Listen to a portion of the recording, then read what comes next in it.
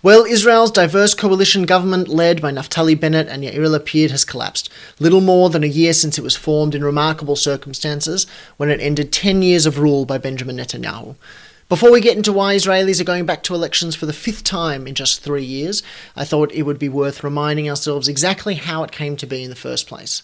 After 4 elections fought largely between a pro-Netanyahu camp and an anyone but Bibi bloc, Bennett and Lapid managed to get cobbled together the slimmest possible coalition necessary to govern. The coalition included 2 centrist parties, Lapid's Yesh Atid as well as Blue and White, 2 right-wing parties, Bennett's Yamina and Gideon Saar's New Hope, the Russian party Israel Beitenu, left-wing Zionist parties Labour and Meretz, and the Arab Islamist party Ram. Negotiations for a changed government began in May last year, before they were interrupted by a deadly period of violence in Gaza, Jerusalem and inside Israel's mixed Jewish-Arab cities. When the Knesset eventually did vote on a new government, it passed by just a single vote. And very little brought together these different parties except for a united front wanting to replace Benjamin Netanyahu as Prime Minister. In the last year, the government managed to do a few important things, but its initial thing is perhaps its most important, which is that it came into being at all. For 10 years, all Israelis and people around the world thought could exist was Benjamin Netanyahu as Prime Minister of Israel, and Lapid and Bennett changed that. And there's still a majority of Israelis who want Netanyahu to stay out of power. The question is whether there's enough parliamentary might to make it happen. There were plenty of moments of conflict within the coalition, and of all the issues that could have broken it up, it did always seem that profound differences on how to deal with Israel's ongoing conflict with the Palestinians was going to be the one.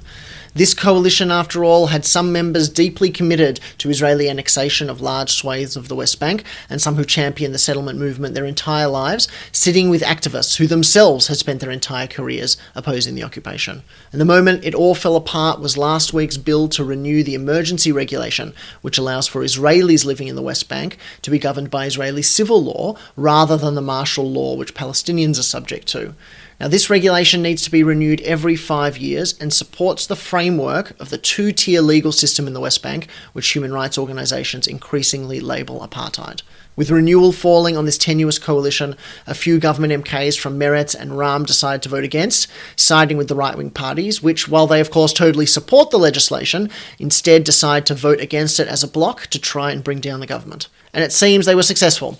With the government soon to be dissolved, the law will be automatically renewed, and Yair Lapid takes over as Prime Minister for the election campaign. And now the big question, just how will the election play out?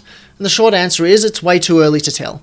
As Anshel Pfeffer writes in Haaretz today, Netanyahu perhaps has the edge, but having beaten him once already, Yair Lapid will take the next 4 months as Prime Minister to lean into the job and prove to Israelis that he's ready to take it on more permanently. With US President Joe Biden expected to visit Israel next month, he may also have a unique platform on which to make that point. Other big questions going forward will be whether Israel's smaller left-wing parties like Labour and Meretz are able to get enough votes to cross the electoral threshold and give the anti-Netanyahu camp a chance to form a majority, and what will happen to Naftali Bennett's party, which has seen most of its Knesset members defect. One thing is clear though, we can probably expect that the campaign will again be dominated by whether or not Israelis want Benjamin Netanyahu to be their Prime Minister. The pundits in Israel are talking about the 25th of October as election day, so be sure to stay in touch with us through our social media channels as we keep you updated on everything that's happening on the ground.